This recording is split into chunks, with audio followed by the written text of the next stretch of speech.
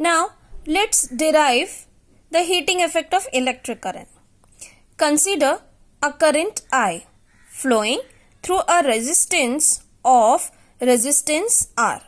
The potential difference V, the time T and the charge which flows across it is Q. Now the work done in moving charge Q through a potential difference V is VQ, that is work done, that is W equals to V into Q. Now from the definition of current, as we know that I is equals to Q upon T. So with the help of this, the value of Q will be Q equals to I into T. As we know that by Ohm's law, we can also say that if R is equals to V upon I, then V is equals to IR. It will be we're going to transfer it out and then it will going to become V is equals to IR.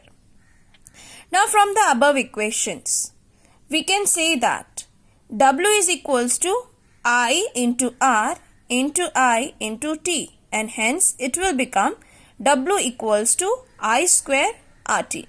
You can also say that, students, by putting the value of this and this means, or by putting the value of Q and V in equation 1, we have W is equals to I square RT.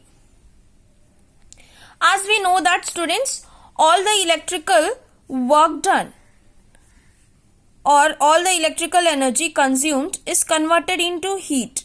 So heat produced, H, means here what we're going to do, we're going to replace the work done through heat produced. So in place of work done, we're going to write down heat produced, H, is equals to I square RT. This is also known as Joule's law of heating, and its SI unit is joules.